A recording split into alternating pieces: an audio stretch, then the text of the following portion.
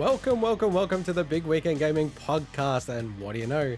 It's been a big week in gaming. I'm integot for episode 62 on this Sunday, the 28th of November, 2021. As always, I'm joined by Mike. Hello. And Swinny. Hello. You guys look a little bit blurry on my end, so I'm only uploading to the internet at 678 kilobytes per second. We should say that like every week we are like tuning the setup, and it seems like every time we do it on a Sunday, what happened here? It doesn't work. Let me just close this thing now. I know we did an entire midweek in gaming just to test the potential solution, and we're like, it works. It's amazing. I'm just not uploading at a high enough rate. You're not, or you are? No, it's only uploading at 500 kilobits. How much are you at, Swinny? I'm at a good old 380. Wow. I've got double the resolution that you do in that case. I think I actually know why it might happen, but we'll get back to the show. Shall we continue? Okay, let's we'll go. continue. And in this week's show, we'll be discussing Epic Games buying the rhythm-based specialist Harmonix, a big update on the long-awaited Analogue Pocket, woo! Ubisoft's melancholy fantasy Child of Light finally getting a sequel, and our impressions of Eidos Montreal's Guardians of the Galaxy. I'm actually nervous that we're going to run out of intro tape, so I'm going to press the fade button. As always, if you want to support the show, jump on bigwigpod.com. That has the link to all our socials. You can jump on there and subscribe to your favorite platform. With that, we're going to hype some stuff, Swinny. What are you hyping this week? So we've got the Game Awards coming up. So there's two things I really want to hype. One is next week we're going to have a prediction special, and we've outlined I think 16 categories that we're going to predict the winners. Can we make it 15? Because then it's like a nice even. I guess 16's okay. I don't know. I made it 15. 15's nice and even, yeah.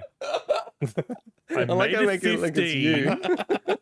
And then I made it 15, and you said, can we add this category? But I like the category. And then you turn around and go, can we make it 15? But it's a good category. Because 15's even, according to him. It's a junk category, but I'll add it in. We'll have 16 categories because I'm not cutting anything else. It's more that it's divisible by 3, and there's 3 of us, right? That's all. I like to have this symmetry. Whatever. You're the one that complicated this. You're the one. Let's just remove one of the categories. I love that, man. That's like, a boss saying, who made this decision? It was them like a month ago that said to make that decision. That's what this guy's like. I do that, and I go, but you didn't challenge me, so I blame you for it.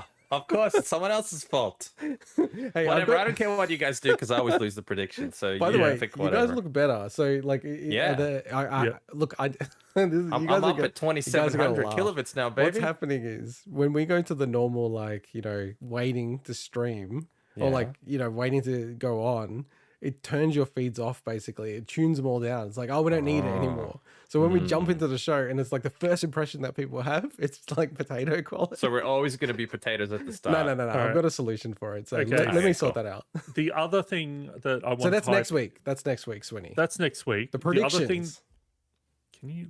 That's next week, right? Yeah. We have our reaction stream on the 16th of December, which is the actual Game Awards. The real believers of the podcast are going to be streaming. So that's myself and Swinny and Mike. Are you streaming? I thought it was the 10th. But no. Because I thought it was the 10th. Sorry. No, it is the 10th. Sorry, okay. I got that wrong. Because he was thinking of 16 categories. Maybe. Yeah. So that's next Friday for us. I don't know. I'll see how it Wait, goes. that's not next Friday. That's Friday week for us, right? Friday week for us. So 2 weeks from now. All right, corrections. We have none, but I feel like we need to correct the whole the whole intro to the show. Our entire intro. And then now Swinny, that we're in high resolution. You have a shout out. Yeah, I've got a special shout out to one of the nicest people. They're currently on this show right now. Oh. And that is Mike. I wanted to give a special shout out to Mike. No, not you. Screw you. I'm going to be shocked. I had a special shout out because there was a moment this week that just made me go, man, I was an arsehole there, and Mike's just like the nicest person and how he handled that. So Mike is super eager and learning how to code in Python. Yes. And he's like, I've got all these questions. I'm going to put it in our chat because, he's got some experience with that stuff. And then I'm like, oh, this is super interesting. And I showed him a screenshot of me muting the chat. And he's like, oh, that's okay. I'll take it to the other chat then. And I'm like, man, I just wanted to give a shout out to Mike for like saying, oh, that's on me. I'll take it to the other chat, not my asshole response. I think like Mike's not an arsehole. You're more like ADHD, so you don't follow through things and all this other kind of stuff, right? Okay, But it is a real competition between Swinny and I. Who's the biggest arsehole? We're different kinds of arseholes.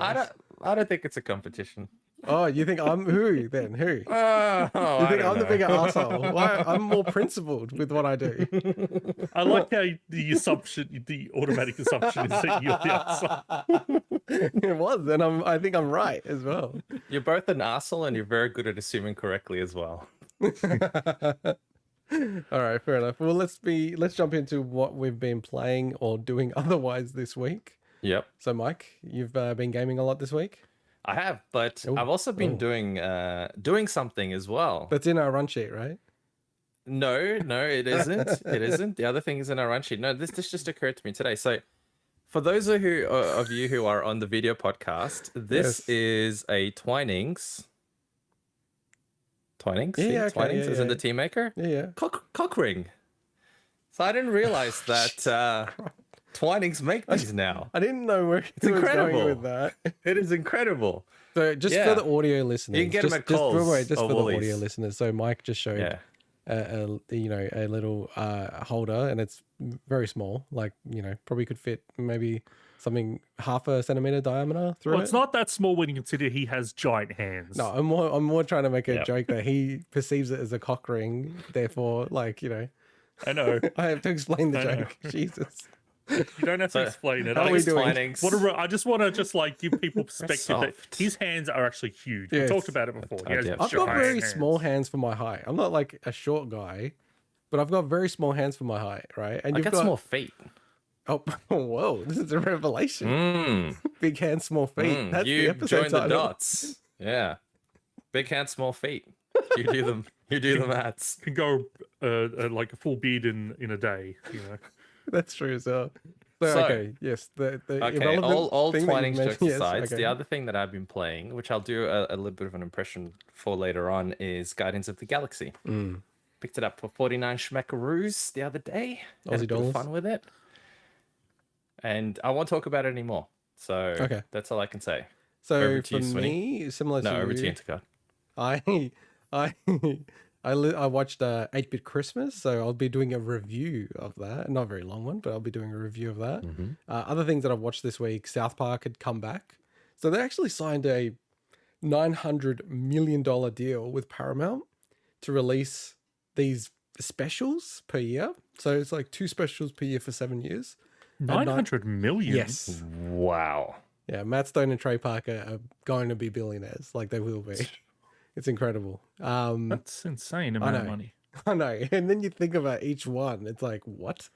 It's crazy, really. Because, look, maybe I could be wrong about what they've got planned for these specials, but don't they make these shows on the cheap, pretty much? Well, effectively, because of they've got it down to 1 week that they take to make an episode. Yeah.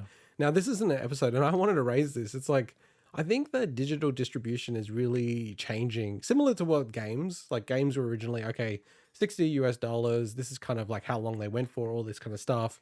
And movies and TV shows had pretty strict formats, like either 23 minutes or 46 minutes. The movie, 2 hours. But now with these digital platforms, you can kind of go in between. So they've lent into that, and it's like an hour-long episode.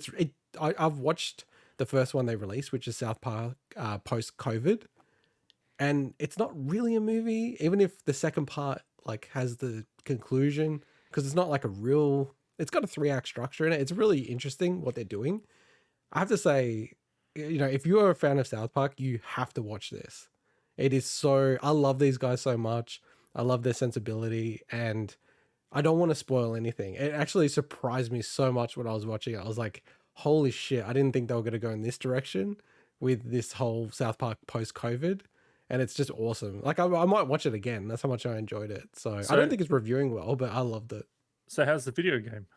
The video game, the South Park video game? The tie-in to this special episode, to keep it on topic. No, I know. I'm just raising it. Geez, okay. Mike. Oh, that's I all think, right. All right. like, can we have an arsehole fucking?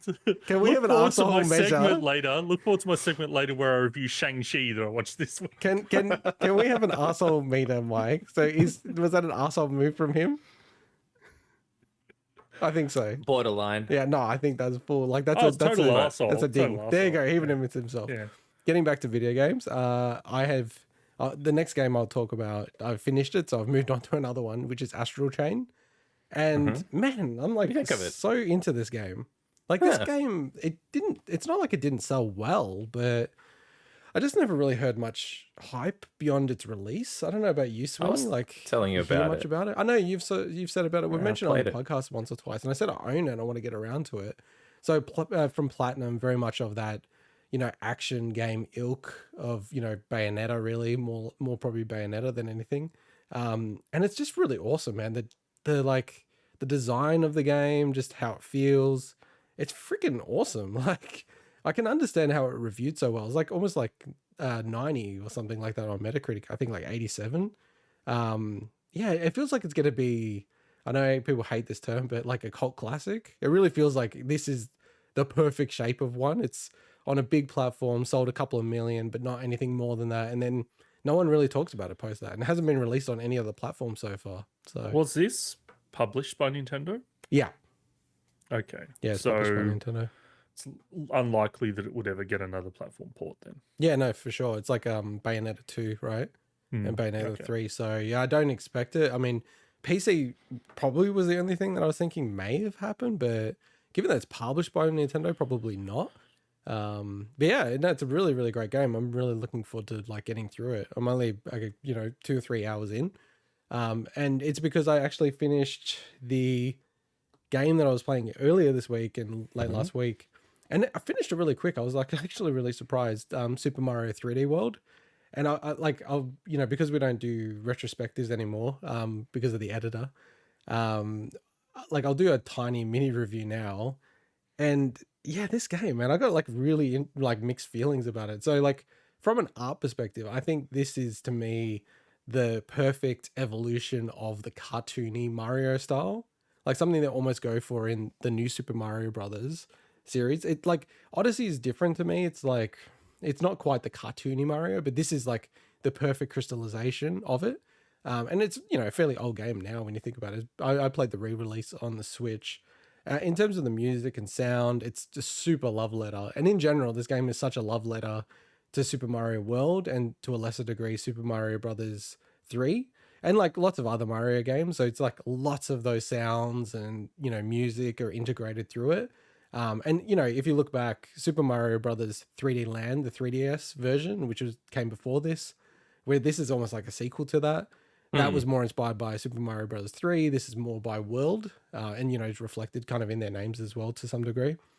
Now, like the content, there's stacks of content in this game. Like, just to be clear, like I finished the game, but I know there's like heaps more worlds and levels after this, and like some of the hardest challenges that you'll have in 3D Mario, and maybe the hardest, like if you go through the final level. And this is kind of where I start to get into some of the criticisms of the game. So part of the completion is you need to complete every single level with the 4 characters that you can select, which I just think is just a waste of time. I hate when games do that, like with a passion.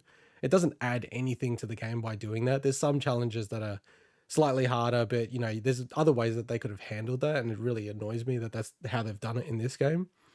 But this is the biggest criticism I have of this game, and why I think I rank this second worst mainline Mario game of all time, is the controls and the game feel are just not good. Like I try to explain it, and I know people have played this game, but the controls are set up so it's like orthogonal from the start. So when you move, the influence of your movement is going to only go in one of 8 directions, right? But the weird thing about it is that you can then from that point influence the direction you're going. So, if you think of it, like north, northeast, east, etc., and you're pointing northeast, you start in that direction, and then you can start to move slightly left or right off that direction. But the net result for me is just like the game feels like unnecessarily difficult to control. I don't feel like it adds anything to the game. And like I was going, am I just going crazy here? I played the whole game, finished it, and I still never felt like I really got a grips of the controls. I actually booted up Bowser's Fury because that's the add-on game that they released, and I'm like instantly, wow, this game just feels right. It's the same engine and everything pretty much, but I was just like, why did they do this in this game? And ultimately, the biggest criticism I have of this game is, for me, I look at it as like they would have a design doc for this game, and in my view, they've executed perfectly against that design brief that they've set out. I just fundamentally disagree with the design doc and what they're trying to do with it. Like, they're trying to make the levels simpler. So like a lot of the levels are actually matching the directions you run in. So it's not like a lot of curves in the game. It's like very blocky to match the sort of 8 directions you can initially move. But it just like the camera is like fixed in most places. You can move it every now and then. It feels like very much like a halfway house, whereas 3D Land, which is like, what this is inspired by, it all made sense for that system. This to me makes no sense. And it's a shame because it's released on the Wii U originally. You think being Nintendo, they would think of creative ways to use the second controller. Swinny, do you want to jump in? Feels like you want to say something. Or maybe not. No. Okay. I'll let something. I played the game. I played it, so I can't talk to it. Okay. Yeah, because I played it when we were playing 3D Land. Yeah. And so I played both, finished both. Girlfriend played mostly World, I think. And I actually really enjoyed it, but I like Land more. Yeah. Even though it's an older game, it's on an older platform, I was drawn into it just more. It was, I don't know what it was about it. I didn't actually, to be honest, I didn't even notice the directional thing. Now that you mention it, I guess it kind of makes sense, but I don't recall having that issue, but I certainly recall it not feeling as solid. And there are a few times, and I don't know if that's also because it didn't have the same 3D feel to it, where I wasn't quite sure where I was going to land with my character and where I was in space. And I never really had that issue with Land, but that's also because I played it in proper 3D with Land. So yeah, but I enjoyed it. I enjoyed it overall as an experience. I think you'll find that because the initial worlds, you'll just breeze through them, but as you get further in the game, it becomes a little bit more challenging. And I think that's like, honestly, I feel like 80% of the time that I died, it's because I felt like I was fighting the controls and just it did not feel seamless to me. And I play a lot of Mario 64 and Odyssey, like even to this day, I'll play it like every other week. So I think that obviously has an impact. The levels are really cool, but they're kind of like, it's almost like I don't know, it's a stylistic choice. Like they've done the very classic Super Mario Brothers 3 thing and world thing of introduce a mechanic, play around with it a bit, and then a lot of the times never come back to it in any other level, which is kind of cool. And maybe in the post game they do, but it's kind of, it feels like a lot of the things are like, they're erring, in my opinion, a little bit too much on the side of like leave the audience wanting more. Like I think that's a really cool way to look at things, but I just go, I really want a little bit more there. Like, I just feel like they could have fleshed it out a bit more. So you could always replay the level with those other 3 characters to get more. That's how they give you more. And just like before the closing, like the co-op just sucks. Like they're trying to make it kid friendly, and I know this is a very common criticism of this game, but it just doesn't make sense the way they've done the co-op. It's like if characters die, you start to lose lives, right? And I get that, you want to punish people, but it doesn't make it fun. Like it'd actually be fun because you can grab people, throw them, do all that kind of stuff. If you didn't actually get punished, if it was like really, like if everyone died, then that was a life lost. And it would make the game a hell of a lot easier, but it just seems really weird for a Mario game to punish you. I always feel like the co-op is not done very well for kids, even though I feel like that's ultimately what it's aiming for. But yeah, like ultimately, it's a really cool game.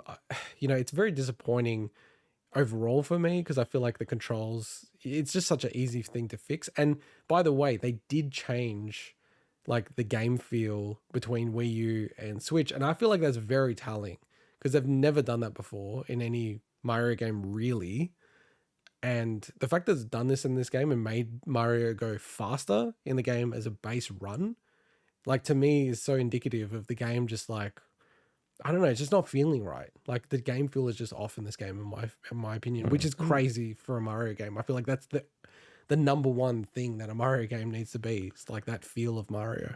And that's weird for me because I remember when this game came out, it was actually pretty acclaimed, like across the board. So it's interesting. Yeah, look, like, and you know, I recently played Skyward Sword, and I find it astonishing that Skyward Sword got like 100 by multiple outlets, big outlets, and like I played the far superior version of Skyward Sword, and there's no way in hell I would even give that like 9 out of 10 is like really stretching, I think, probably for Skyward Sword. So there is a bit of a Mario factor for sure, you have to say. Like, you know, you release a Mario game, it's always going to get 95 plus, it feels like. So, but yeah, that's me. How about you, Swinny? Yeah, so this week, checked out a few things. So first of all, the Xbox Museum. So I'll be talking about that a bit later when we get to that segment. Played some more Final Fantasy IV, but I made the claim that when I beat Underhero, I'm not playing another game until I beat my Final Fantasy gaming resolution. And as I do recall, yes. as I'll get to that in a second, I broke failed. that immediately. How far are you into Final Fantasy IV? I'm still pretty early. I'm probably only about. I feel like you're going to 5-6 struggle to hours get in. through it. Are you? Oh no, I'll be fine. I'll be absolutely fine. You're prioritizing it. Yeah, no. Look who you talking to, man. That's another it's all asshole good. thing. But yeah, go on. Yeah. So speaking of Underhero, so I did beat that this week. Finally went back to it after taking a couple of weeks off, and that game is. I really really like this game. It's definitely not perfect. I was about 2/3 of the way through, and as I said, I finished it now, and I was absolutely shocked at what happened at the end of this game. This game goes places that I did not expect. Like my jaw literally dropped. It was like Fez style of what happens in this game. Really? Yeah. Damn, okay. No spoilers. Okay. No, I'm not going to spoil it. This game, I'll just say, like I talked about it a couple of times, the platform RPG, it's just got some really, really cool ideas to it. And as I said, there's some really, really cool stuff it does. So I really recommend it. It goes on sale all the time. And as usual, indie devs need the support. So I really recommend this one. And the game that I've put the most time into this week is the game that I broke my thing for, which is Dark Souls 2 Scholar of First Sin. So I've been talking last couple of weeks that I've been watching lots of Let's Plays, and I watched a guy play through Dark Souls 1 and then naturally progressed onto Dark Souls 2. And as I was watching this Let's Play, I'm like, you know what? I can do better. It's like it's been probably about 5 years since I last played Dark Souls 2. So, and I tell you what, going back to this game, it's like it's crazy how much I remember about it. Now I have played through it about 8 times before, so it's not so there's a reason why I probably remember, but it's also it'd be a bit weird if you didn't. I love that. I played through like so 4 much of those about this game. I played through four of those playthroughs on the original version and 4 of them on the Scholar of First Sin, and they're very different. So I'm still surprised I remember so much from the Scholar of First Sin version. But I just want to tell you about a funny thing that kind of happened to me. Well, it wasn't funny at the time, but in hindsight it is. So I was playing Dark Souls 2. I got up to just before a boss, and I'm like, okay, you know what? It's Saturday, and you know, I'm hungry. It's early in the day. I'm going to go downstairs to a cafe, get myself a big breakfast, right? You know, like come back up. All right, I'm going to pick up where I left off. Enter the boss room, and then out of nowhere, things weren't looking good for me on the back of that big breakfast. Let me just put it there. Okay. Out of nowhere, I'm like, oh, this isn't right. This is the theme with you. This isn't all right. So pretty sure I mentioned that something along these lines would come up again. So you've got speed runners, you know, challenge runs of Dark Souls 2. Try beating a boss on a timer where you are just desperate to go to the toilet. Now I'm like weighing up. Don't they wear diapers? I heard they all wear diapers in cases like this. I'm weighing up. Really? And so here I am weighing up the risk factor. Can I beat the boss in time, or do I just like let it go and run to the toilet?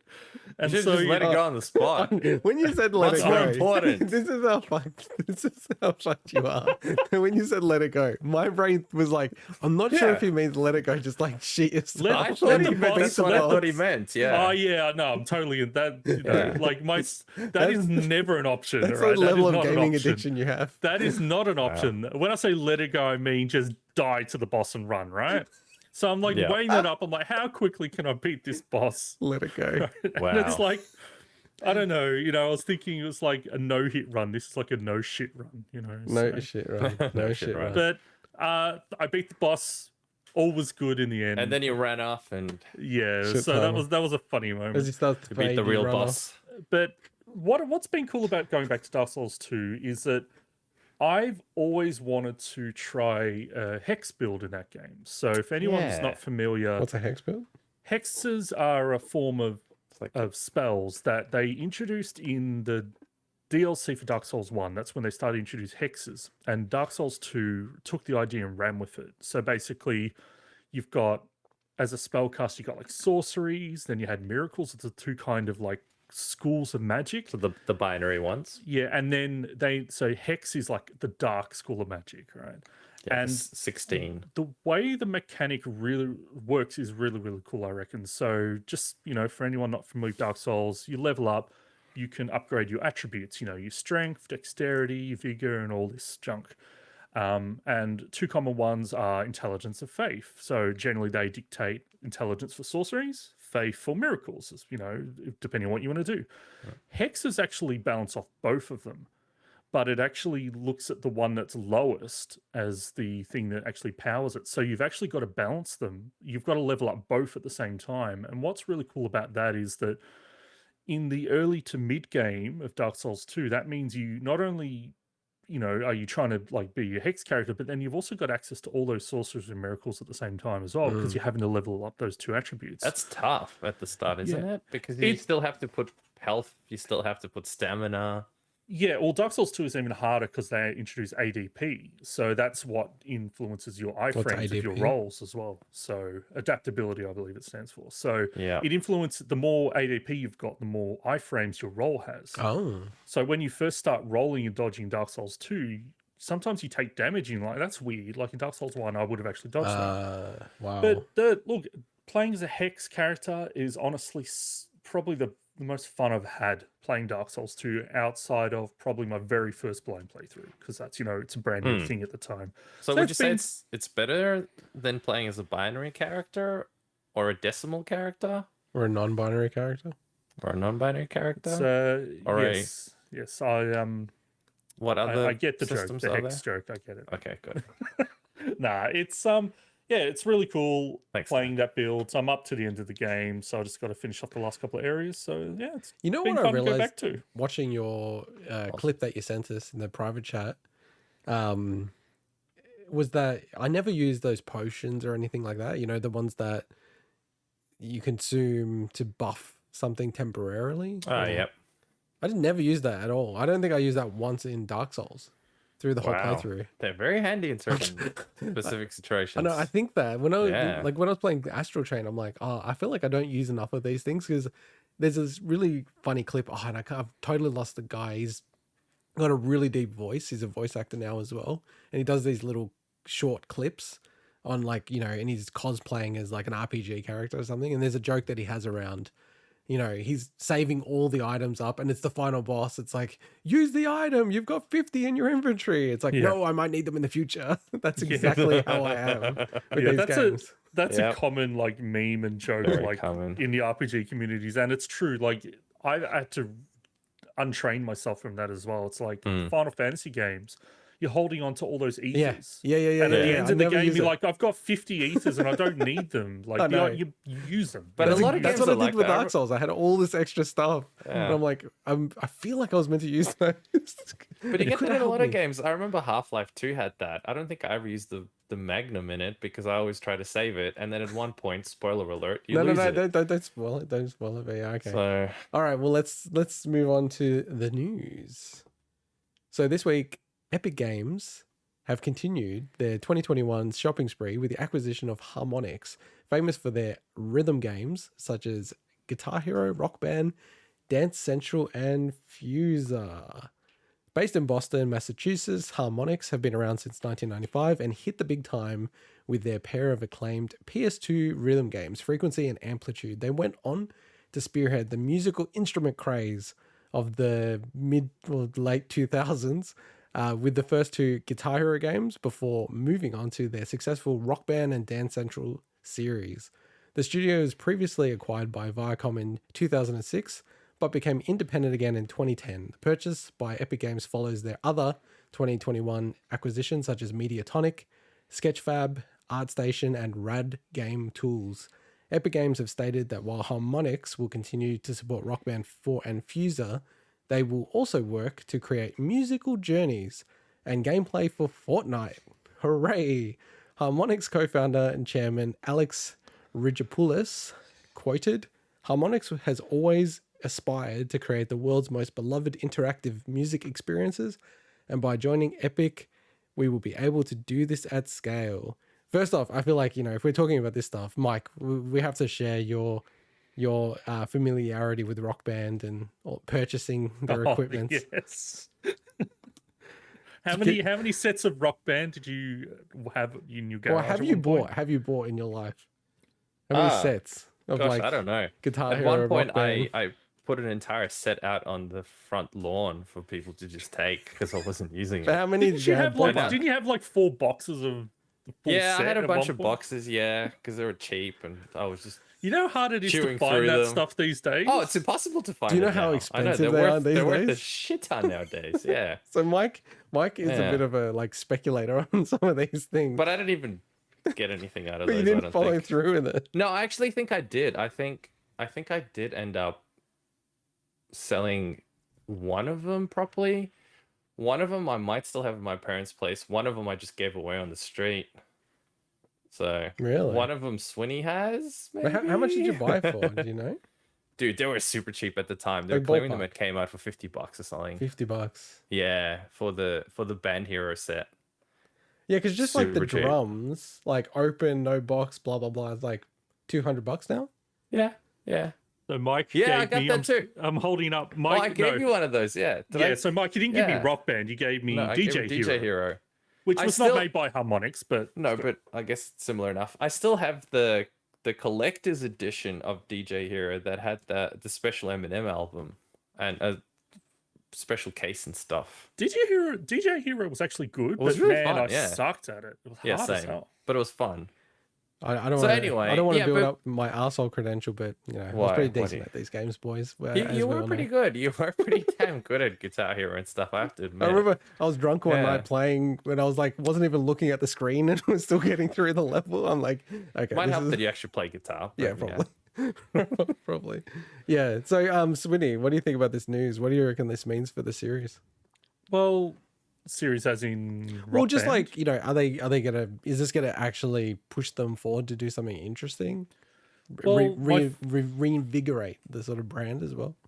So my initial reaction is this is awesome for Harmonix because they have gone through a few tough periods, especially in the last 10 years since they went independent and was essentially broke away from Viacom. So it's really good that they essentially have a level of security now. They're very well regarded in the industry as a studio. Obviously, they've been very integral to a lot of massive trends over the last 20 years. And even those first 2 games, I remember playing Amplitude for the first time and just being like, this is awesome. I never played anything like it at the time myself. But on the other hand, the idea of, okay, they're now going to focus on creating like musical experiences for Fortnite. Look, I don't play Fortnite. I don't care about Fortnite. At the same time, it is such a smart move by Epic Games to do this. Like some of the purchases, you kind of it just feels like they've got their finger on the pulse of the industry at the moment with all the companies they're buying, and even like things like Rad Game Tools and like Sketchfab, like these kind of like I guess, platforms that will help grow their metaverse and, their metaverse that they're creating with Fortnite and everything. I do feel, though, that for people that love the Rock Band series, I don't know if that, I don't think we'll ever get another Rock Band. That's a Interesting. shame. That's what I was wondering. Yeah. Hope we do. Yeah. I don't think we That's will so because cool. the whole musical instrument thing died out anyway. Like, they were supporting Rock Band, but it was just content. They're not selling new copies of it anyway. Because we have the raises, like, because we're old, man. Like, this was 15 years ago when this craze kicked off, right? Yeah. And wow. like, there's probably a lot of people that have no awareness of it, which is mind-boggling to me. But this was just like the hottest thing in games. Like, it was right up there with, like, just the Wii bowling, all that kind of stuff. It was almost like bigger than that. Like, regular folk would be into it. And like, if you had parties and stuff, like, I went to people's houses who had nothing to do with games, like no interest in games whatsoever, like couldn't give a shit about games, would have like Rock Band. I was like, whoa, this thing is like taking over. And it did, like, it was super overexposed, right? Like, it felt like there was a Rock Band or Guitar Hero coming out every quarter. The Metallica one, which I was a big fan of, but then there's like the Beatles. What is that? What's that? Ooh. This is the Tony Hawk Ride plastic skateboard instrument that came off the back of this musical craze. Wow. I I've never actually seen didn't that. even know those things existed. That's crazy, dude. I've never heard of This that. is the jump the shark moment for the industry when they started doing this kind of stuff. Yeah. It just went That's a out of shame it control. didn't. Like, I can understand as well, being in business, that it's like you just milk it. You just go, let's go hard. Like, what else can we do? What other industries? It's same thing happened with Space Jam. It's just relevant because of the whole Tony Hawk thing, because they were going to have Skate Jam. I didn't know about this until recently. Like, they would get the Space Jam and they were going to do all the different ones on different sports. Like, it's just, how they translate it. So, yeah, look, I think you're right, Swinny. Like, Epic Games have been purchasing a lot of unique firms that do specific things, not just, it's a game developer. It's like they have niches where they're just like the best in the industry at, and they're like acquiring all these little pieces on the chessboard. It's pretty interesting. I think for me, like with Epic, if they get their store and can convert it and like actually get Linux running on it, and the reason why I say that is because with the Stream Deck, if they can get Epic Game Store on the Stream Deck natively, like that to me is like a massive killer app for them. Like, I might start buying games on Epic Game Store rather than Steam if they can get that working. Because I do like the Epic ecosystem personally, but I know a lot of other people don't. In terms of getting someone to spearhead or I guess develop a lot of the musical things that they have done and want to do in Fortnite, you literally could not buy a better studio. No, exactly. Yeah, and you got like so many people into that stuff. The music crossover is huge in Fortnite as well. So yeah, it's very, very smart. It would be really interesting to see what comes of it. All right, moving on. And in my favorite news of the week, I literally gasped with excitement amidst all these cancellations or pushbacks of handhelds throughout 2021. We finally found out that there's confirmation. I got it in my inbox that Analogue are going to release the Analogue Pocket this year. They're shipping it from the 15th of December. Well, like from the 13th of December. And they're expecting people to get it between the 15th and the 30th, which I think is extremely ambitious given the pandemic and you're in the Christmas period. And Omicron, Perseo. Yeah, Omicron. 8. Yeah, that's right. We're probably getting banned on YouTube or something. But I'm just so glad that at least they are actually shipping it out. And they're already in the hands of reviewers. So Swinny's favorite, Jeff Grubb, actually showed it off in a stream, but like in the very typical Grubb format. No, that's his name. He showed it and it was kind of like going like this, like shh, and showed it off like just a little bit. And then people were like, whoa, what the hell is that? Looks like a Game Boy, but wait, is that an Analogue Pocket? And then one of my favorite reviewers in that kind of Game Boy modification sphere, Colin from This Does Not Compute, he's like told his Patreons that he's reviewing it. And then also we know the embargo date of the review. So on it's like, I think it's the 13th our time, or maybe the 14th in the morning of December. We'll have all the reviews of all the reviewers that are. So where's reviewing it. yours? Where's yours? Look, I've got my Game Boy shirt on and everything analog. I'll take a return unit. But so I wish I could reach out to them to say, hey, no. I've bought 2. Like, can you send me it early and we'll do it for the show and you'll get 20 like, views. we don't have any Analog Pockets, but here's a dead battery play date for you. Oh.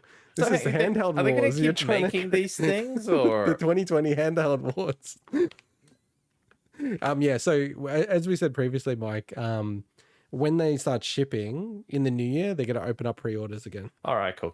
And it will sell out instantly. Like, the demand for these things are through the roof. But Yeah, good luck getting I'm them. glad they're doing more stuff, because otherwise reviews are so. It's like someone reviewing a 3090 or a 3080. That's amazing to see these reviews, but too bad I can't get my hands on. I feel like it's worse than that. Like, Oh, I feel like it actually is worse. like That's a bad these- example, because it's actually worse than so that. Yeah. I like, yeah, her partner doesn't listen to this. So I bought my sister a PS5 the other day because her partner really wanted one for Christmas. And Generous. obviously it's like very hard to get your hand Generous. of, right?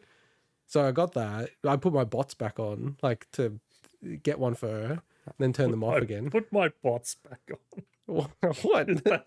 That's just a side statement. I put my bots back on. You know, like that's a thing that someone just does. Yeah, sure. I did it, Swinny. The thanks to majority, the bot I made. the majority of the people on this podcast are bots. Yeah, exactly. Majority. We're doing it for you. I need to make a bot No, just so I can feel inclusive. So just to jump in very quickly, I did actually use the bot. It's not a bot. No, The you script- built a bot. it's a script. Oh. The script that I made, I ran it, and lo and behold, it's like, hey, Yeah. they've reduced the price down by $200. So I jumped on it, and yeah, I got the chip that I was after. So Good. my Maybe coding paid off. Maybe that can help you with your frame rate at the moment, the better CPU. But what was I saying? Yeah. So I got that for her, and I think it's almost easier to get a PS5 than an Analog Pocket. Like, people legitimately were there at the start when it was launching, and it just did not work for them. Like, the shipping calculated fried. Like, I think I was lucky because I just didn't believe it, so I refreshed it. I was like, nah, I'm not gonna hold on waiting for this crap. So no, I'm really excited. Hopefully we'll get it, in the off season, right? Because it's pretty quiet over the Christmas period of time. So we'll see how it goes.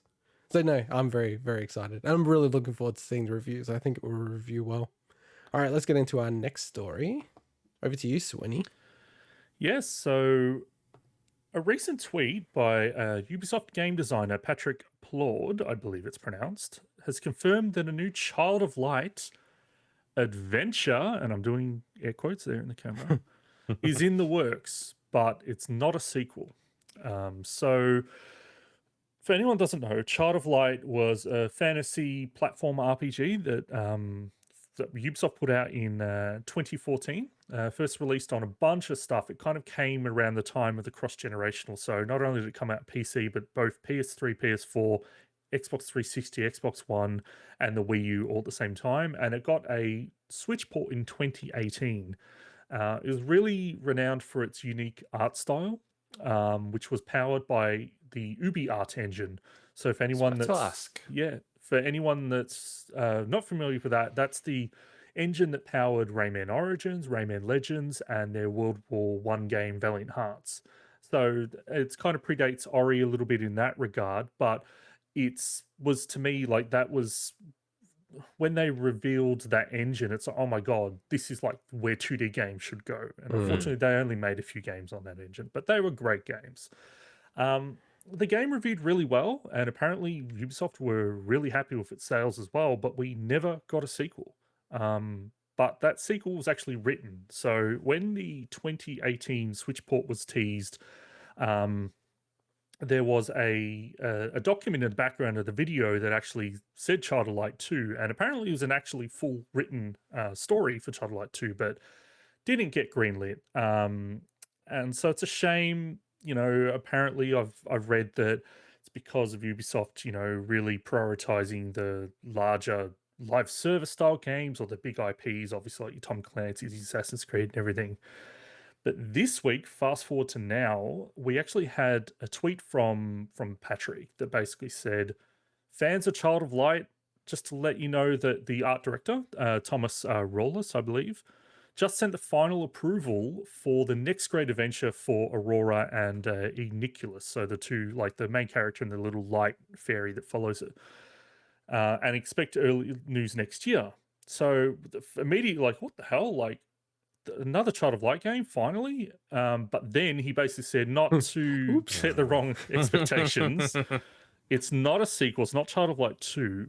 It's a crossover where Aurora and Nicholas end up in another world in a bespoke adventure.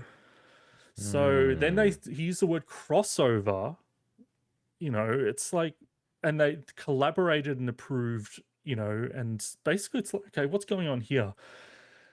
Apparently, and clarified that the game will not be developed by the same team at Ubisoft and will instead be developed by devs that also love the IP. So that alone, you're like, what the hell is going on? Okay, it's not a sequel, but it's a crossover. It's an adventure. So it's not, apparently there's a TV series that's been in the works for a while. There's like, you know, there's other media, but it's like, so it's a game, but it's not a sequel. And then people put the pieces together in regards to Bloodstained. So Bloodstained has been teasing a guest character. And in their production news in October in a blog, they said that their next update will introduce a new playable character to the game. This has changed from what they were playing on their roadmap. We can confirm that the new character is not from the world of Bloodstained. We have been working closely with a well-known partner to bring their character and a friend, so the fairy, into the game. So In it was Bloodstained. to me, it so was weird. very much like a new Child of Womp. Light. And then, you know, I like Bloodstained, what I played of it, but it's a shame if that's all it is. Now, this wasn't some big press release, right? So I'm not saying that, you know, it's like they've hyped it up. This was just a tweet from Patrick. But man, like, it sucks that there hasn't been a sequel. And I don't love Child of Light. There's a lot I did love about it. Oh, so you actually played it. Sorry, I didn't know that. I didn't catch that bit. Child of Light? Yeah. Yeah, I've been it twice. You Oh, know, so because it reviewed well, but you sort of thought it's okay.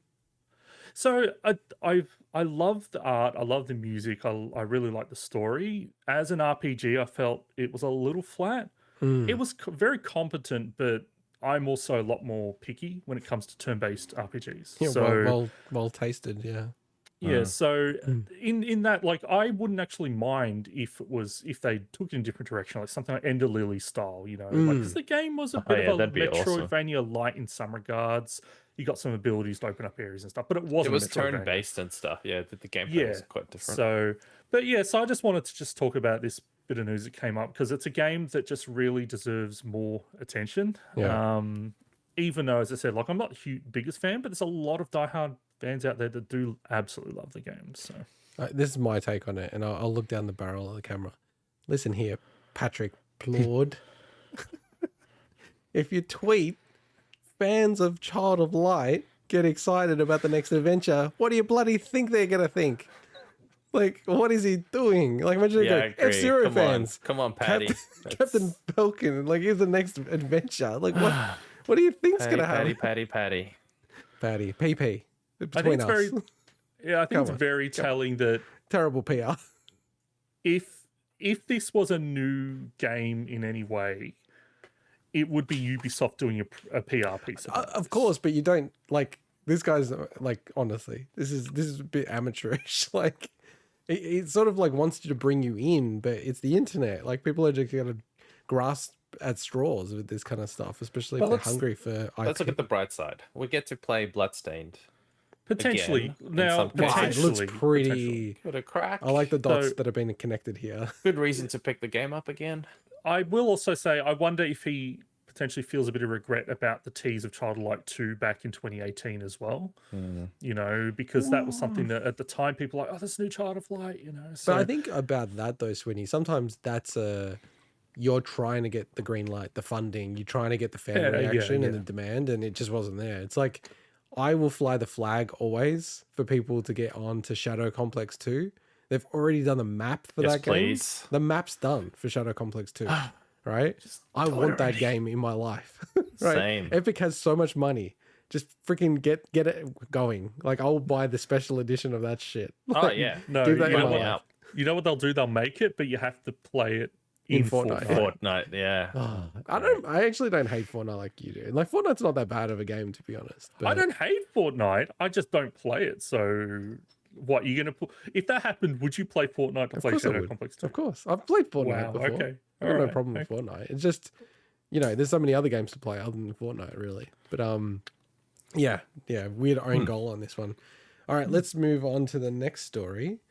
On the back of the 20th anniversary celebrations last week, Xbox has revealed the Xbox Museum, a virtual tour through its wild history and memorable milestones.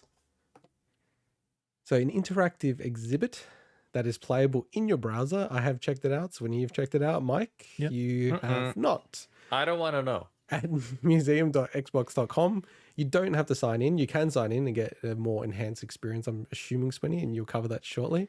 It's split into 6 areas with the OG Xbox 360 One series, Halo, and your own personal exhibit that I didn't see.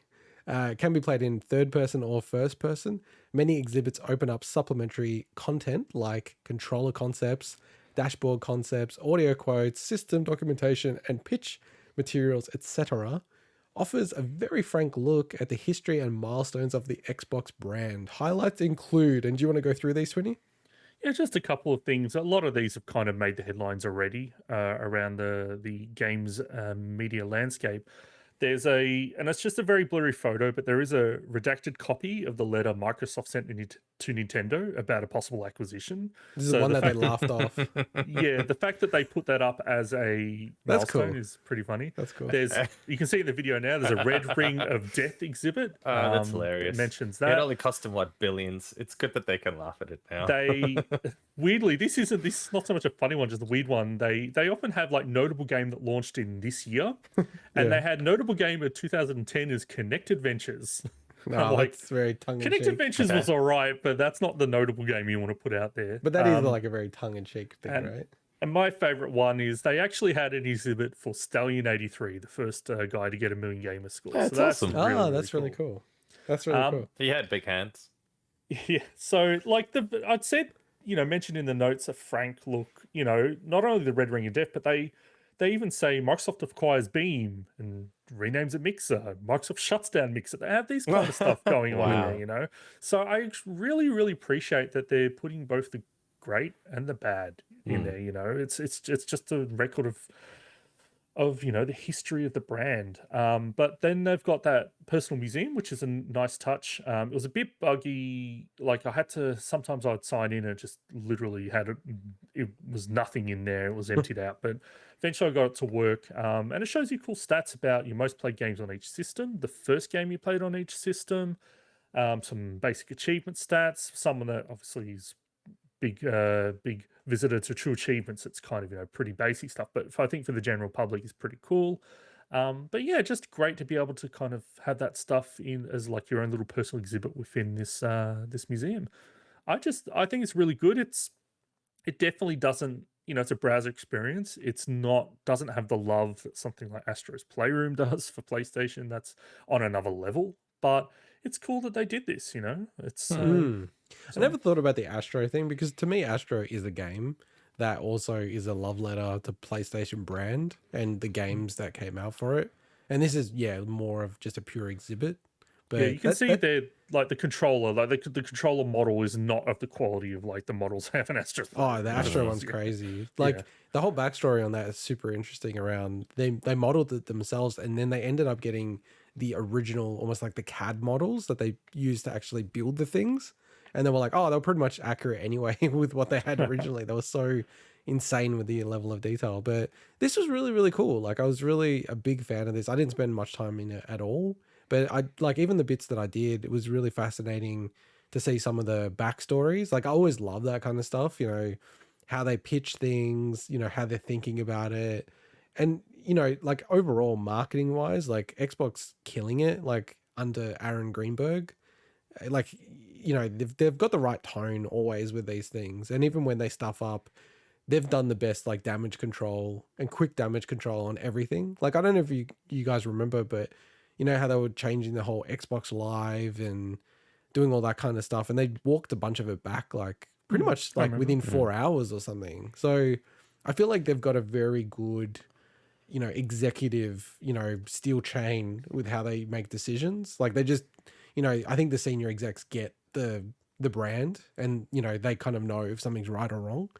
And I think the tone of this is perfect. Like you're saying, Swinny, you know, like they're not trying to dance it up and, you know, show how Xbox is perfect. There's like a lot of failures, and the fact that, you know, Red Ring of Death is its own exhibit is kind of, you know, telling of that. So, and did you want to note also the doco? Because I'm really looking forward to this.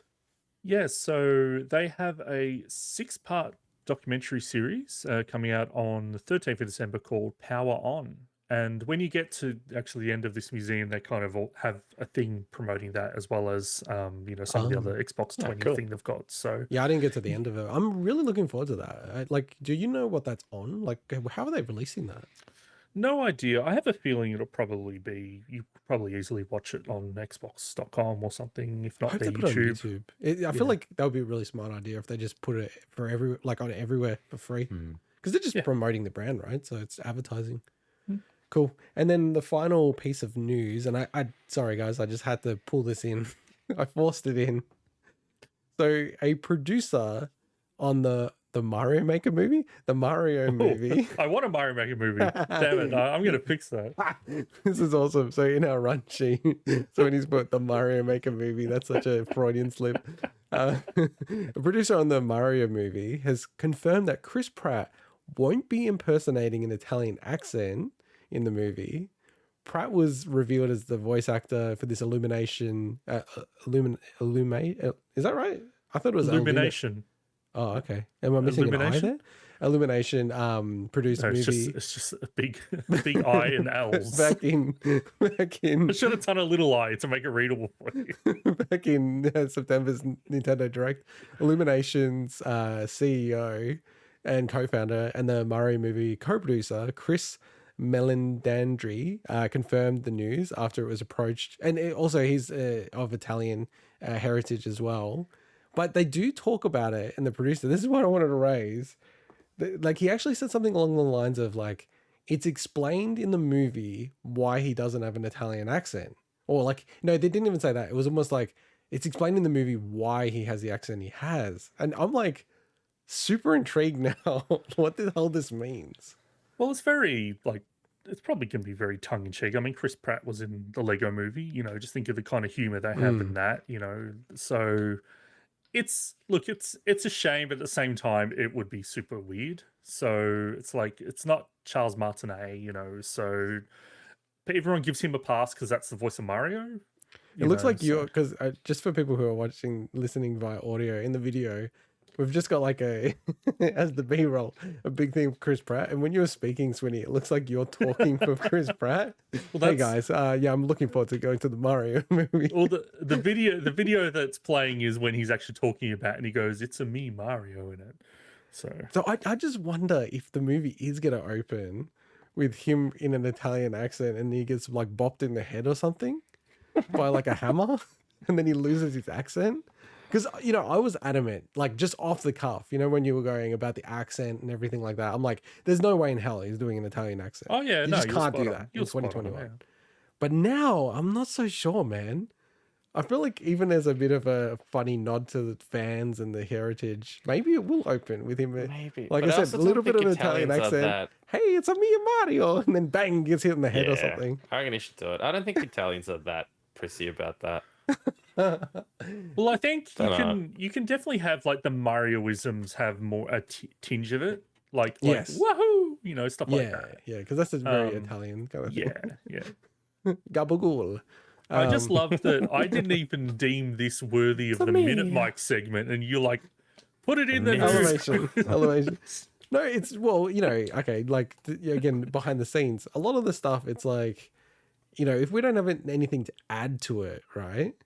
If we don't have anything to add to it, well, there's kind of like, what are we even talking about? For me, I find this is weird. Like, and if you're passionate about it, talk about it. Oh, no, I'm not. I don't think it gets included. I just laughed that I didn't even consider it for our like here's the collection of all the That's- stuff we're not bothering to talk about. That's why I need to do it independently. I have my own run at the news, and I bring out the good stories. It'll be nothing but South Park next time. Oh, look at this arsehole. How many arsehole things does he get? I actually tried to find an arsehole image, and I was going to drag it over to his side of the screen, but I couldn't find an appropriate one. You could have at least said, the Stick of Truth was a great game, at the end Why? of your It's your got nothing to do with the Can you add South Park arsehole post-COVID. counter in the next episode? Yes, I will. How many arsehole things has he done? I don't think I've done any of this episode. That's amazing. But yeah, look, obviously really looking forward to this movie. Given that they're already talking about greenlighting other properties and they want to do them slowly, it feels like they know it's shaping up pretty good and they must be getting good internal feedback. And I think with a brand as strong as Mario, like it's just, man, the Minions, it was like $1 billion. Like they did the Minion movie. Like Wow. put a character like Mario behind with that same studio. It's like, And a brand like Chris Pratt. yeah, exactly, man. It could dominate. Yeah, it's gonna be interesting. I'm now super fascinated about this accent thing. I'm obsessed about it. All right, well, let's get into our new favorite segment of the week, which is the Minute Mic, where we wrap up the news, anything that we don't really have anything to comment about, but we think is notable, and we want to note it in our podcast for the record. That's what this podcast is all about. So what we do is we have 200 words at most to use, excluding symbols. And Mike has to read it within a minute. Or if he loses, which I feel like he almost did the other week, or no, midweek in the Midweek in Gaming show, Yeah, didn't count. you have to streak at the next PAX Oz in Melbourne. I feel like like how he'd do it. he never consented to that. But he would do it. He just would threw do it. out He's a there. good sport. Mike is a good sport. He hasn't failed, so what's there to lose? All right. Well, I've already lost my dignity being on this podcast, so not a lot.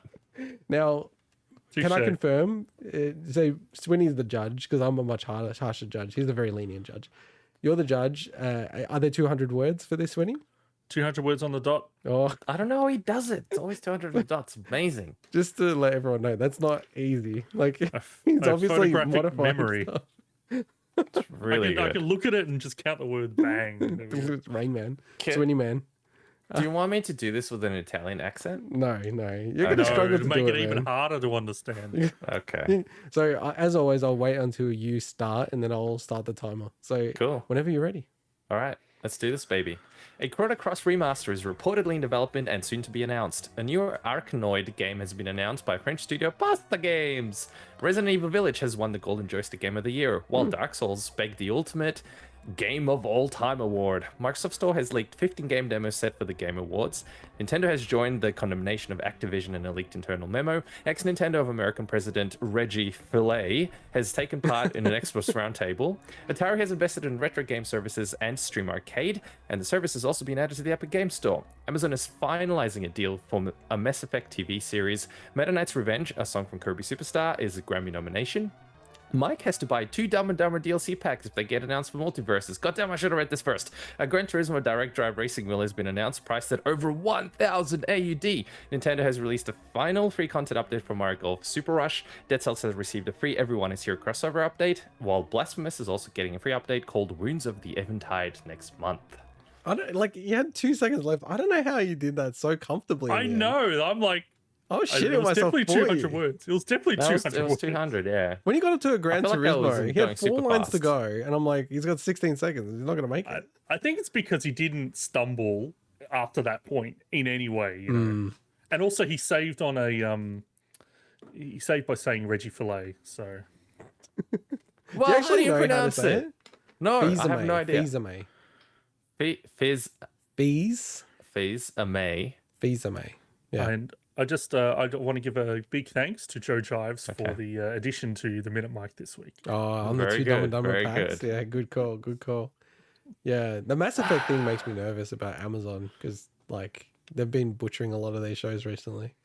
And the other one is see. you know, with the golden joystick, the ultimate game of all time, we actually did cover that at length in our test stream midweek in gaming. So Yeah, but Check that that on show's the feed. that show's not canon. So what show's not canon?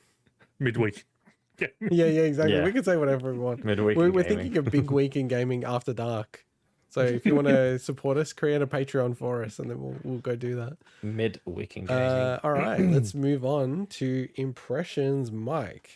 All right. So I got my hands on a copy of Marvel's Guardians of the Galaxy on Xbox Series X. So I get to play basically the best version there is of it. Now, you guys probably know, and by you guys, I mean both of you guys, because no one else knows any of this information. No one else is here either, that I'm not usually the biggest fan of Marvel stuff. I'm a really shitty nerd in that sense. I know you guys love Marvel, you love all the films. I've seen most of the films. What did you say? That I love Marvel and I love all the films? No. Not that you love all the films, but you're definitely more into, Marvel. No, I don't. I don't like Marvel films at all. Too. Wow, okay. You, Swinny? I love the Marvel films. Okay, I'm the only one here. One of you two. Do you even know me, man? Do you even know me? I think I hate him more than Swinny. Now, this sounds like a bad way to start the start the segment, but hear me out. If there was one Marvel film that I really enjoyed, it was Guardians of the Galaxy. That, along with films like Deadpool, are probably the few superhero films that I actually really enjoy. And I think it's the writing, I think it's the characters, I think it's the fact that, unlike the other films that attempt to be serious, this intentionally isn't serious. The dialogue, it just makes fun of itself. I love it. So that translates pretty damn well into the actual game. So right off the bat, I love the humor in it. There's actually a bunch of times where I found myself giggling aloud at some of the comments that they made. I'm not super far into the game, as in I've done the first sort of intro planet thing. It is one of those games where, you got to explore every nook and cranny. So that took a little bit of extra time than if I just rushed through it. But the dialogue has been absolutely brilliant. And one cool thing as well is you get these choices that you can add to the conversation. And as far as I'm aware, I haven't gotten far enough to actually experience this myself, but I'm looking forward to it. Depending on what choices you make, it can change the way some of the crew members interact with you, because you can take sides. You can comment positively and negatively on what certain people do within the game. Obviously the graphics, as you can see right now on the B-roll, are fantastic. There's a few times where I stopped and just went, wow, they've really put awesome effort into this game. The gameplay itself is really good so far from what I experienced. Very, very fun. It's a more over the top, fluid, Batman-y kind of experience that is on absolute drugs, because not only do you get your own abilities and you only ever control one character, but you can use the other characters in terms of activating their abilities.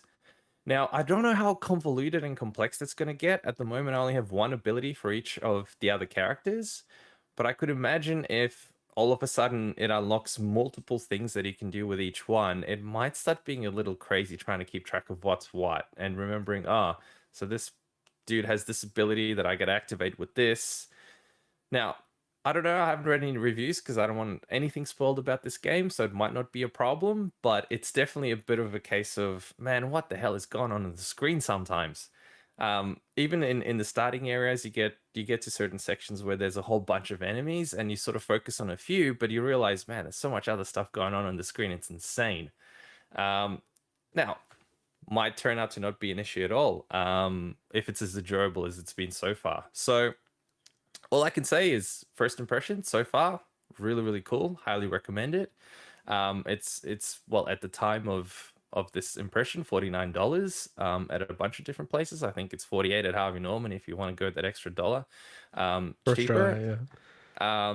And I'm actually really looking forward to playing the rest of the game. It's one of the few games in recent memory that really got me engaged enough to want me to keep playing the next thing and the next thing and finding out what happens in the story. And it's brilliant. I love the writing in it. Love the gameplay so far. Highly recommend it. I feel like because I missed the opening window of this game coming out and the zeitgeist and, people talking about it, now I'm like, I just feel like this is going to be a Game Pass game. And it's a fascinating thing of what Game Pass is doing to games, where I'm like, I look at it and I go, Man, I don't think I'm Possibly. going to buy that because I reckon it's going to be on Game Pass. Yeah, it's funny. It's funny you say that because it's the exact comment I made to the dude when I bought the game at EB. Oh, really? I'm You like, said, hey, I yeah, know I this is said going to it. be on Game Pass. I'm like, I bet I'm gonna buy this and it's gonna go on Game Pass. So we'll see. And by the I way, actually it'll be don't like care. I a don't year care. from now. It's a I'm cool talking game about. to have Well, anyway.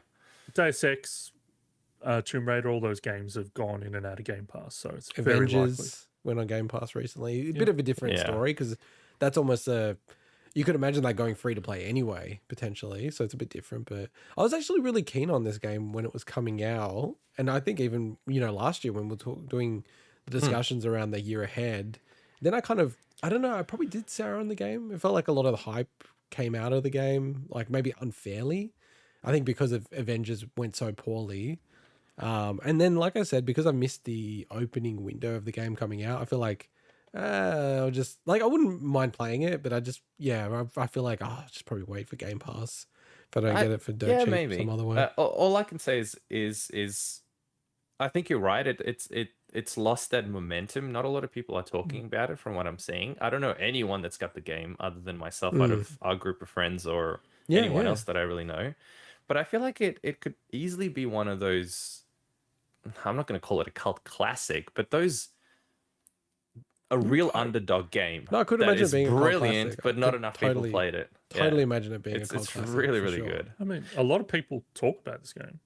They do, but I I'm wouldn't saying say it's a you're cult pretty classic. deep on gaming. It's You're- pretty, like, it got a lot of buzz on release. Like, Yeah. there's lots of content creators covering this game. Yeah, but that's the thing, right? You're deep in the woods on like content creation, gaming. You go into EB Games, JB Hi-Fi, it's like nothing with Guardians. There's no buzz about that Barely game. found a copy of Talk it, to the actually, which EB is weird. guys about it. Like they'll go, oh yeah, no one's buying this game. And this game only got revealed at E3 this year anyway. So. It's like the marketing of it was weird. Like people were not hyping it, but like to your point though, Swinny, everyone I've seen who's played this game and talks about it loves it. Like say it's a great game. Yeah, it's really great. And I like your description of the whole Batman thing on steroids or drugs, I think is how you put it. That actually does give me a better crystallization of the gameplay than what I've read from other people. Because they're sort of like frenetic and all this kind of stuff. And I'm like, I can't really picture what it is. But the Batman Frantic, you mean? analogy. Yeah. No, I think they've been frenetic. Frenetic. Okay. Yeah. But I don't know what that word is, sorry.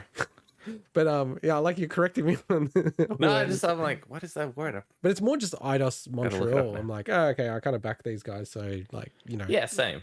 keen to check this. I will check it out eventually. And I like I said, I love the writing. Really, really funny. does What were sound you going to say, Swinny? Frenetic is a synonym of frantic, basically. Ah, okay, cool, awesome.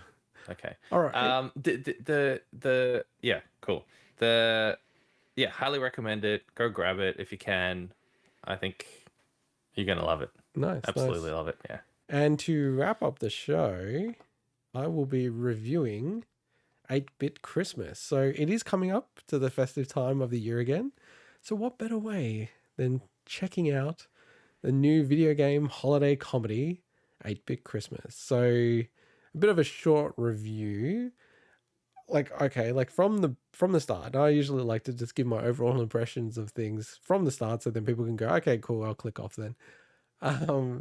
This, I had extremely low expectations. So from my understanding, we didn't really know this was coming out. And then they had a trailer like only a few weeks ago, if that, and it was coming out the 24th of November. Is that right, Swinny? If it felt like you were about to correct me. So, no, there were like articles saying they've greenlit, they've announced it, blah, blah, blah. But I don't think we knew it was about a Nintendo. But there's no trailer console or anything like that. No, right? no trailer, no. So it was more like, hey, they're making this. That's pretty much it. So, and a lot of those times when they go, oh yeah, we're making this movie, they don't actually even go and make it. Like how many Halo movies / TV shows have been sought to be made for such a long period of time. I'm actually just quickly googling 8-Bit Christmas trailer because it does feel like 3 weeks ago it came out. The trailer, I'm fairly certain that was all we first seen. Crazy, right? So my expectations were rock bottom. So like I'm like, this is going to be one of those trash movies. They've done it, they've put it out there, and it's like, okay, like we've added it to the catalog, right? We've ticked the Christmas box, whatever. And so I didn't hear anything about it. I obviously watched it legally on Binge in Australia, And I was like, I'm watching. I'm like, this movie was just constantly surprising me. I'm like, this is very surprising, this movie. Now, to be clear, this is not a great movie. This is not like a cult. Wow, I don't think it'll be a cult classic or anything like that, right? But it's a very competent movie for what it's trying to do. And I feel like, again, a little bit like Guardians that we just covered, you know, really, they're not really trying to market this movie very well. I feel like you've got like a fairly decent, you know, cast. You've got, what's his name? Neil Patrick Harris. And also, like, I love, like, and just like, maybe I'll sit in the pocket on the whole acting.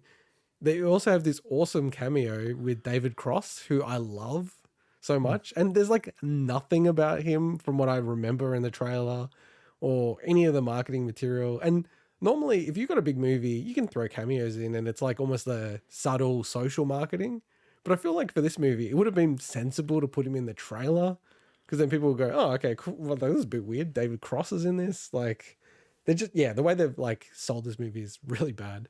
And, like, you know, it's apparent from the trailer. I won't give any spoilers, but I think everyone can imagine what the story's about. You know, we have Neil Patrick Harris sort of in the present time, but then you also have, like, it's recounting his story in the 80s of, you know, trying to acquire NES. And the child actor, Winslow Fegley, he's actually amazing in this film. Like, I'm like, this kid is he's got some acting chops, man.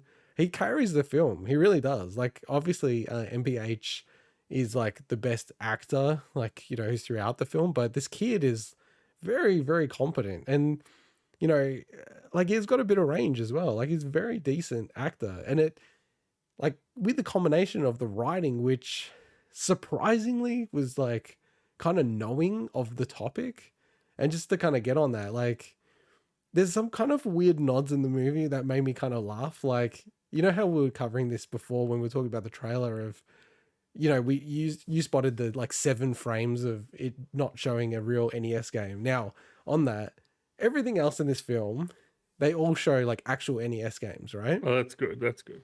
But that one they don't. And there's kind of like, when you watch the whole scene, I was thinking to myself, what game would I replace on the NES to carry out the scene that they needed to do, right? And I actually don't think there is a really clear game you'd pick. And then if there's, like, honestly, maybe 3 games you could pick, getting the rights to that is probably really hard. If it's like you need like a one-on-one game, it's probably like Double Dragon versus Mode or something. Yeah, no, and that's kind of what it is, but they're also trying to make it representative of the characters, and you know, representation in the 80s games probably not so great. For me, it was more when I made that comment. I have not seen this film, but Yeah.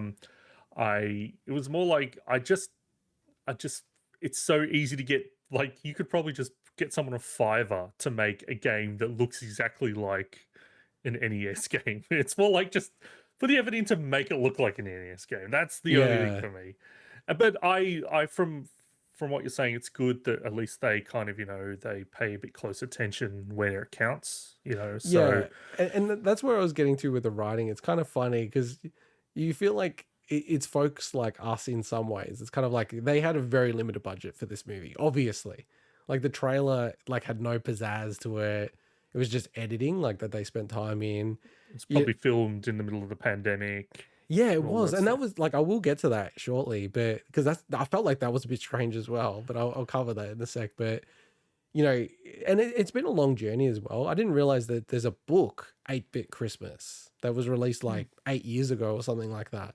And it's all based on that book. Probably makes more sense then about my commentary about the pandemic in this movie later, but the writing's really good. And I was just going to say that, like, the collection of games is horrible. It's like Paperboy, Rampage, and like, I can't even identify. Like, I'm pretty familiar with the NES library. I sort of see the box art, or not the box art, but just like the cartridge art. And I'm like, I literally cannot recognize that game. I reckon I could recognize 200 games. I'm like, I can't even tell that game. I wish you could bring it up so we could take a stab. Yeah, I don't think I can. No, I don't want to either, because like they'll strike the video. Because they even use the snipping tool to just like snip that little square out of the screenshot and put it in. I might do it on the socials and maybe ask people, what the hell are these games, or including you into that, Swinny. But So the game collection this kid had was the worst NES library possible. Like he had no bangers at all, like zero. And there's a scene in the film, and I don't want to spoil too much, but it's just reflecting on the writing that, you know, they're saying, oh, what do you want to play? Super Mario Brothers? No. And it's like saying all these great games. They're like, no, don't want to play that. Rampage? Yeah, you want to play Rampage. And it was like, I felt like it was very tongue in cheek that they can't get the rights to all these other games. Yeah. So they've got this shitty game that probably cost 2 cents. Who made the Rampage movie, actually? I'm curious to know if it's under the same umbrella. I actually, if you check it, I reckon Paperboy and Rampage are owned by Viacom, who like owns HBO, who made this film or financed the film. So it probably cost them nothing. But they do have a legit NES. It's like, because I was kind of wondering, like they spoke about the NES. They've got like lots of boxes, like zoom ins. So they're allowed to yeah. I think that's so different. Sorry, the Rampage movie, Warner Brothers Pictures and HBO's under them, but HBO, I guess they're not the makers, they're just the streaming. No, they're the financiers. Okay, then I think it does link back into the same company that made Rampage movie. Is it Warner Brothers? Did you say? Yeah. It's all the same. Yeah. So it cost them nothing. It cost them nothing to have Rampage and Paperboy on it. That's why they did it, right? But how do they get away with the console itself? Because I know in a lot of films you see the Apple logo on laptops. They just did it and hoped Nintendo wouldn't care. Wouldn't know about it. Well, that's why they didn't put the trailer up until the last minute. So if you show a video game, you have to license it because it's like copyright material. If it's an object or something like that, you have to get permission. And there's a whole department that just works on that. And most places, they don't want to bother because it's too much effort. And then also, like, if you want to do different things with the medium, you're only approved for the original use. You know what I mean? It's like, oh, we show it on terrestrial TV. You don't have permission to stream it after that. So they must have got permission from Nintendo, which is interesting. Wow, that is interesting. Do you reckon in Office Space they got permission from whoever made that printer to destroy it? Don't know if it had a brand, actually. PC load letter. I actually had a printer come up as PC load letter error. I was like, PC load letter. Same. I'm gonna smash this. Well, Mike Judge is a little bit of a rebel, so he probably didn't bother. Smash a printer. So I mean, all the characters in this, like, they're fairly fleshed out for like a crappy Christmas movie. You know, you've got and they're very 80s stereotypes as well, which I kind of love. Like the kid who is overexposed, like Swinny, to adult movies at a young age, watching Pulp Fiction. You know, the smart kid, the neurotic kid, the lying, pathological liar. We knew a few of those, Swinny, you know, playing as King K. Rool in Donkey Kong Country. The kid, you know, eating rubbers or erasers, which I don't know. I found that really funny. But the other one is just like the themes. Like, so, you know, they've got all about the 80s toys, like Cabbage Patch Kids, you know, video game violence, like, is a bit of a theme through the movie in a funny way. And then just like cards and trading cards. So it kind of like hits on everything you'd want it to hit on. Has like a bit of a poignant ending, which it didn't end the way I thought it was going to end. And then I was like, oh, you know, I can see what they're trying to pull on the heartstrings there a little bit. Competent movie, man. Like, I think the thing about this movie is I would not be shocked if I put this movie on again for my kids, like, you know, over Christmas. So I'd say that's a thumbs up. Yeah, it's a big tick. I need to watch it now. Well, see, this is where I'm coming from. It's not really a movie you need to watch. It's a weird one. It's like, it can go into the playlist of Christmas movies. This is where I'm coming from. So I have this huge playlist of Christmas movies. They mention, is Die Hard a Christmas movie? And that was like relevant for the time that was coming out. The kid who watches adult films, he goes, is Die Hard a Christmas movie? That's the real question.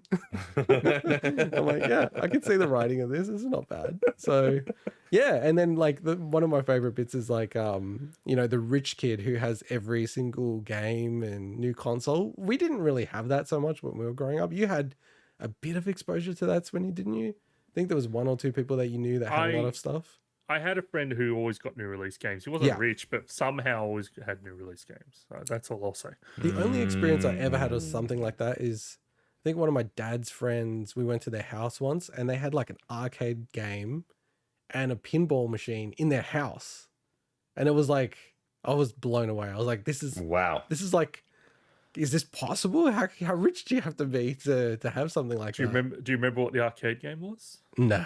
No, Star Wars pinball. it wasn't a very good one. That's all I remember. But the Probably pinball, Space Invaders. I was like, what? Nice callback. The pinball, I was like, wow, that's cool. Pinball would be horrible to have at your house, how loud it is and everything like that. But it is cool to have a pinball machine. But yeah, very competent movie. Very Okay, surprising. cool. Very Glowing surprising. review I'm a of 8-Bit watch. Christmas Yeah. by Integot. But Oh, now, I might just read the book. now I'm not sure what it got rated. I haven't even checked its rating. It's probably totally bombed on 8 out of 10. Rotten 8 out of 10. Tomatoes or something like that. And I'm like, Let's look it up, actually. I'm the one critic who says it's okay. So now I'll do my review on South Park post COVID. So Oh my god, it actually got 80 or 8 out of 10 on Rotten Tomatoes. There you go. is it freshness or are you talking about average rating? Let me click on it. It's currently sitting at a 6.8 rating on IMDb, so that's pretty good. yeah, For what it is, 80% that's on decent. the tomato meter. Oh, that's different. That's freshness. So Uh-huh. Rotten Audience Tomatoes is 76. more like, is it an okay movie? Yes or no? It's like I'd there's a say line. I think it's 76 audience score, so Yeah, It's like only, I it's only think- like 90-minute movie as well. I think It's people's nice and quick. expectations are so low on it that they go and watch it and they're like, maybe, yeah. not bad, not bad. Maybe that's what it's about, yeah. And it's not I great. mean, that's what it's about with me and all the ladies, but yeah. And there's a very like what I'd be more interesting if you actually do watch it is what you think of the theme and like what it means and all that kind of stuff, because it's kind of like a bit of an anti-video game movie in a way if you watch it. But yeah, well, I guess that wraps us up for this week. Next week, as we flagged at the start of the show, we will have our predictions for the Game Awards. I believe I am the reigning champion. And I the believe Game Awards I am the predictions. reigning loser and will continue to be so because I'm not very good at predicting stuff. I got cut off before from mentioning we would also do some general predictions about what reveals and announcements that they might have, because obviously that's the reason why people watch that show. Of course, of course. Yeah, that's true. That's true. And we'll be watching it live, so you'll see a crazy reaction from me if there's something that I'm into. Maybe they'll have a bonus Smash character, Solaire. Metroid 6? Is it 6? Yeah, it would be Metroid 6. Metroid 6! Hey, that's the only one I guessed Metroid is continuing. when we did it. I'm like, they're going to release a 2D Metroid. And they did. That's true. That's true. And what's this review that we might be doing, Swinny? I may review a game called Justice Chronicles. Depends on, it comes out 2 days before the show. So Oh, okay. I'm not going to do any impressions. It's either it's review or bust. Oh, So review it's either or I bust. review it or I'm not doing a segment on it. So Okay. Is that a Chemco game? Brutal. Should it I ask? is the Chemco Okay. game. Rhetorical yeah, question. that But makes sense. it's made by Hit Points, so they're the ones that are good. Okay, cool. Wait, do you know the date it's coming out? I'm not sure the exact day. No, it's 2 days before our show, so whatever Friday is. Oh, so you Why? could, if you speed run it, Third. go to number 1 on the Chemco leaderboard at one point in time if you beat it first. Well, I'm That'll be only the one of day. I'm only one of 2 people that's done them all, so it's just me versus another person. I feel like you need to stream this, man. I'll jump in the stream. Yeah. I'll support you. I am not streaming. I want you to. Come on. Because I'll send you Uber Eats to keep you going, keep you alive. I'll buy you Diapers. bees and Red Bulls. So he comes out on the 3rd. The 3rd's Friday, yeah. Nice. Oh, Come on, you got to beat Yeah. that that would be dude that's exciting. number Well, one. I'm Yeah. now really excited about that. I'm really review. looking forward to this. I love Hit Points games. Like I think they're awesome. So I'm really looking forward to this one. So. Nice, nice. Well, Looking okay. forward to the review, hopefully. You have to take a screenshot if you are number 1 on the leaderboard. We'll have to show that through the thing. I literally would have to just play without sleep to beat that person. That's how insane. Yeah. Sounds like a plan. Sounds like a perfect Not plan. happening. Not Didn't happening. that person reach out to us as well? We They're, can add them in. they're Japanese, so I don't know if they're probably. You speak Japanese. interested. Yeah. Oh, I don't. Reach That- out. That is a falsehood. I'd do love not. to hear from them. Fascinating. It's not All like I have a degree in it. Yeah, exactly. All right. Well, with that, bye bye. See ya. Adios.